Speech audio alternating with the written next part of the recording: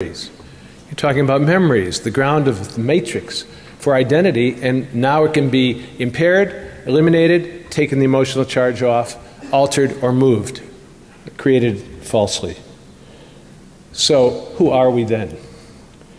It was said in 2013 about 3D printing just a couple years ago. Yeah, it's in the early stages, but transplantable organs are years away, not decades. Tracheas, bladders today, lungs and livers tomorrow. So far we have printed heart valves, we have patches of beating cardiac muscle, we have small 3D clusters of liver tissue to use in testing, experimental implants, bones, cartilage for knees and nose and joints. I'll say more about that. 3D printing, which you can do. You can experiment with creating your own living tissue. Just close the door when you get done, so you can't come under the door out of the room after you. You can't appreciate what is happening with biotech without grasping that you can't grasp the totality of what's happening now. It's advancing faster than anyone can know. So this is a Mobius strip, and that's what we're walking. We think we're walking into a different kind of future, and then we find ourselves coming back to who we are. What's happened now is that published papers in these subjects are often out of date by the time they're published, and much of the work, which is an important part of this talk, is in the dark, is done in research and development facilities in the military and intelligence communities, but not just here, which is very important. They're often off the grid. It's taking place all over the world, and it's being done by networked amateurs, sometimes supported by nation states or other transnational entities. In other words, biohacking is hacking now, period, and information system hacking is merely the machinery which connects the humanity that is indissoluble from itself. Well, let me turn to somebody who says it better than I can. This is a guy named Kit Green, Christopher Green. He has worn many hats and has a resume that's about 17 pages long, and it's all solid. For 16 years, reporting only to the director of CIA, he was senior division analyst for the Office of Scientific and Weapons Intelligence and chief of the biomedical branch of the Life Sciences Division of CIA. He worked at GM for a long time, and he's done global work. Could talk about who he is. This I took in a study as we conversed for a few hours a couple of weeks ago in Detroit. And this is what he says. With the explosion of discoveries in the area of neurosciences will come individuals, political entities, and countries that will exploit those findings for nefarious purposes. In the health sector, the enhancement market is growing offshore and is often hidden. Customers do not possess a diagnosable neurological disorder, but they are seeking some cognitive performance advantage or want to prevent a probable decline. And in the performance degradation arena, advantages that intersect our core values as scientists and physicians are joined and challenged in new ways. Let me translate that out of academies. They're not trying to help people. They want to give an advantage to themselves. They want to prevent themselves from declining or being impaired. And the advantages they seek will challenge our core values because they will challenge our ethics and our fundamental way of doing things. The implications for the military, law enforcement, and intelligence communities are not dissimilar, he went on, to those we've experienced in the past. Exploding science discovery in physics, material science, and biochemistry, which presage developments and threats in nuclear weapons, asymmetric communications and cyber warfare, and chemical and biological weaponry. He adds predictive peer-related scholarly studies on neurocognitive futures are seriously outdated by the time of publication. For example, until recently, it was not known how even to possibly generate controlled action potentials, that is, using manipulative energies to make muscle and the organisms that had the muscle do things. Now we know that it's 5 years old that transcranial pulsed ultrasound stimulates intact brain circuits. In other words, non-invasive, not implants, but beanies, non-invasive brain stimulation using pulsed ultrasound have generated motor responses in mice. Getting through layers in skin and skull to stimulate an intact brain in a living organism was hard, but reconfiguring ultrasound waveform parameters caused purposive movement. It not only stimulates action potentials in an intact motor cortex, it generates comparable motor responses to those using implanted electrodes. In other words, already we are growing out of implants in the brain which have been used to work on certain diseases. What can ultrasound do? It can modify behavioral states and memory formation.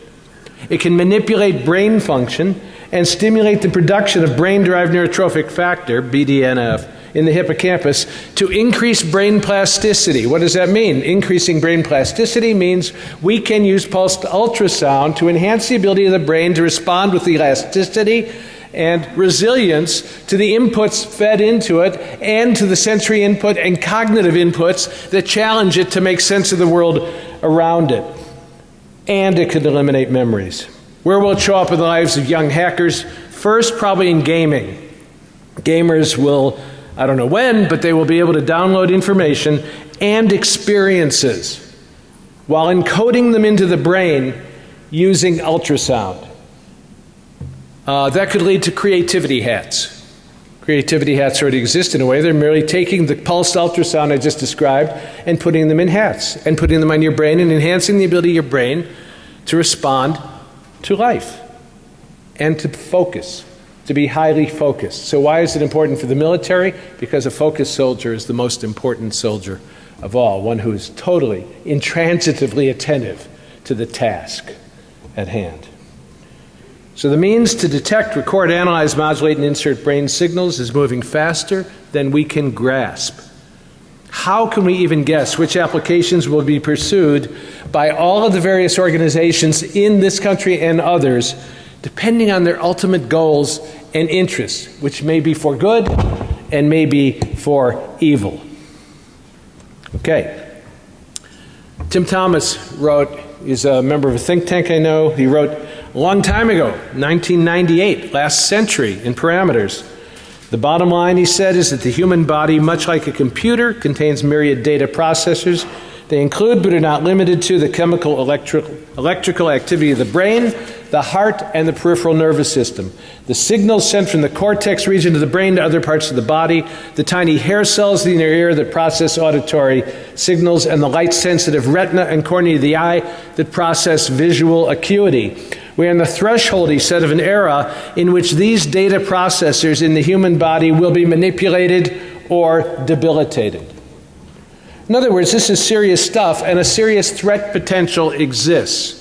This is where it comes into the realm of hackerdom, which has to decide if it's going to be hacking white hat, gray hat, or black hat, whatever that may mean. And please notice that he wrote that in 1998. Kit Green told me that the work done inside, in the dark, generally is not known out here or noticed out here for 20 to 30 years, like stealth technology, or drones, which were flying 30, 40 years even. Get referred to developments in the 1970s, which are just now becoming known. So one of the ways we can determine the future about which we are talking is to look inside the research and development, and I'll talk about that later if I have time, how you do that kind of creative work and connect the dots best over timelines using tools that we all have online in order to see where we have already been and how it is often used for cover and deception operations to protect the secrets that it represents. So we're saying that companion research in the Navy indicates that magnetic fields of very low levels can influence animal behaviors, creating seizures and blocking short-term memories. In other words, we can erase memories. You go in, of course, most of you are young. Who's 60 or over?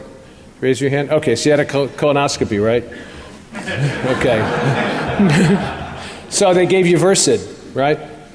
I know a surgeon he's quick on the trigger. He's also a sadist. I mean, one of the two. So when he's prepping people, he says, I think we can start. And people I knew who worked in the surgical center heard people crying out in agony, ah! And then they would come out an hour later, and they'd say, how was your procedure? He'd say, it was great. I didn't feel a thing. Well, what they didn't have were the memories of what they did feel, because the drug that they were given, which was Versed, made sure that those memories were wiped out. So we can do it that way pharmacologically with people who willingly consent by signing the agreement to let anything being done to them be okay. But we're also learning to do that, as I say, through magnetic fields of very low levels that can block short-term memory formation. So we're going to be using forgetfulness as a weapon. Now we know that on a societal level, that's what the media has done. That's what the memory hole is for, to distract people from what's real and what's happening by giving them nonsense. My wife and I not long ago watched Idiocracy again on HBO. And then it segued into coverage of the Republican primaries. And yeah, you know the punchline. It was a seamless transition, right? And because we were watching that nonsense, both the movie and its real-life basis, we weren't paying attention to the horrible things. I get intelligence briefings every morning in email, and all the people were being blown up. All the people were having their heads cut off. All the people were being killed. All the bombs are exploding. It's a great way to start the day, but it's real. And reality is that which, according to Philip K. Dick, will not go away because you refuse to believe in it.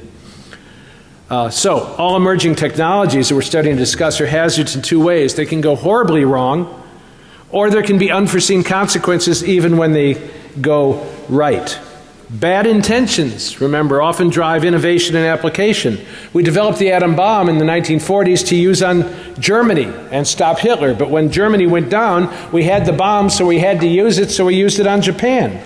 In part as a warning to the Soviets about what we could do in the post-war world. So it wasn't all good, benevolent intentions that developed that horrible technology. Neurotechnology products will all be dual use. Products intended for health will be sold for enhancement and for degradation. Safety, social, ethical, legal constraints that we even think about here may not apply in other countries. Others will want applications we would not even seek, and the task of the military and intelligence establishment is to discover them and warn and prepare countermeasures. But so far, according to Kit Green, our governments do not have the internal capacity to warn against neuroscientific developments that could lead to catastrophic intelligence failures. In other words, what we anticipate will happen, and we will not see it coming. That's why science and technology is a priority for intelligence collection and analysis, and we have to unite the best technological and scientific minds in our country, because we are no longer the best and the brightest at this. It's all over the world, and we are not alone in this any longer. So, how do you live in a world without walls? I used to say that about what IT was doing to bring down boundaries between geopolitical structures and people and identity. But now it's around identities themselves. Identities are a function of boundaries, and boundaries around organisms, species, internal systems of organs, and electrochemical processes. That's what's going the way of geopolitical borders. So security will be redefined as extended networked entities are redefined by Humanity 2.0. Matt Blaze said long ago, the weakest link in the security chain is the definition of the problem, which is often not what people think it is. Well, the weakest link in the identity chain is also the definition of the problem, and the real definition of identity is not the one most people are using or working with. You are not who you think you are, is what I'm trying to say. You are who you are becoming, who we are making ourselves become. And to think in 20th century old think is inadequate to the networked intelligent organism that is evolving on the planet in the 21st century. And hacking is about to enter that space with passion, and in fact already has. So the old Microsoft slogan, where do you want to go today, should be thrown out. It is, who do you want to be today? And what do you want to be today? So, I'm talking about identity. What is identity? Well, many years ago, we had this book from Marvin Minsky, The Society of Mind. He said, the mind is modular. Let me move this over so I can do this. The mind is modular, and it looks like this. Using a different image as a metaphor, it looks kind of like that. It's modular units which are integrated and referred to an illusory self.